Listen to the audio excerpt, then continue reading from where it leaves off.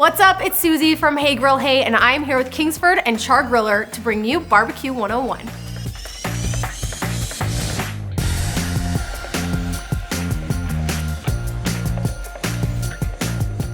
Today we are going to be talking about the basics of what makes barbecue, and that is wood smoke.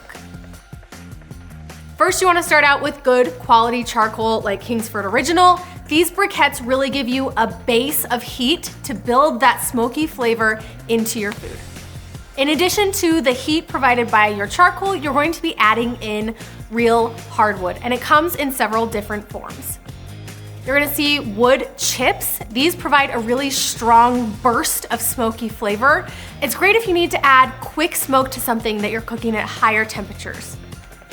The second type of wood that you're going to commonly see are wood chunks. I think wood chunks are a great option for most backyard offset smokers. They don't cause a ton of temperature fluctuations in your grill as they ignite.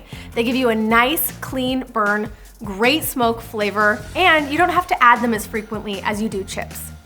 The last thing that you're going to see, which is less common, are wood splits. Wood splits are typically used in larger smokers. They tend to cause temperature fluctuations as they catch, so you're gonna see your temperatures rise as they ignite and then drop back down as they settle into producing really clean smoke for your smoker. Now you know what type of wood you want to use, let's talk about flavor varieties. And I say flavor varieties not because you're going to be eating the wood, but because the wood smoke generated by different types of wood actually produces a different flavor in your final product. I like to treat the wood that I pick for my barbecue the same way I would treat any other ingredient because it does have a unique flavor profile.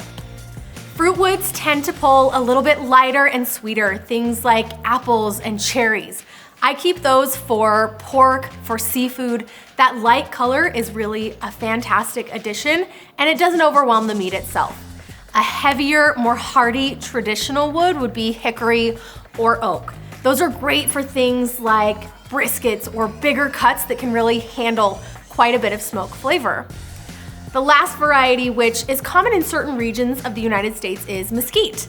And that is what I would call the boldest of the backyard woods. It lends a really strong, really almost aggressive wood smoke flavor. So if you're somebody that appreciates a really bold, strong smoke flavor, mesquite might be a great option for you.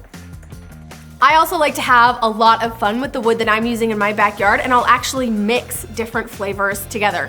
My favorite combination is oak and cherry. I get that light fruity wood smoke flavor. It gives me a beautiful mahogany bark with that bright red color. And then oak delivers that solid, classic barbecue smoky flavor. Now let's talk about what type of smoke to look for.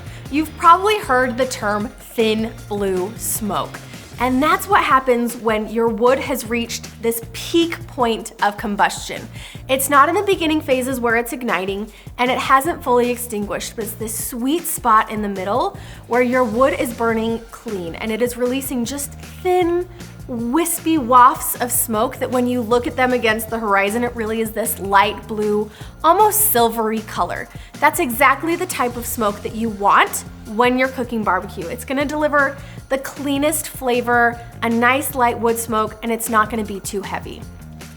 If your wood smoke is really thick and white or gray, even pulling towards a dark gray, you're going to get a very aggressive smoke flavor. Some people describe it as bitter or acrid. It's a much heavier smoke, and it typically happens at the beginning phases of combustion. When your wood is just starting to catch, it's gonna billow, it's gonna puff, and it's gonna look white and thick and heavy.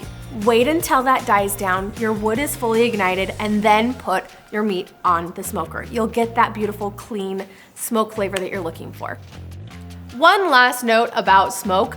Most of the flavor that you're going to be giving your food throughout the smoking process is going to happen during the first portion of your cook. So really focus on that clean blue smoke in the early hours of your long smokes, because that's when it's really gonna make the biggest impact.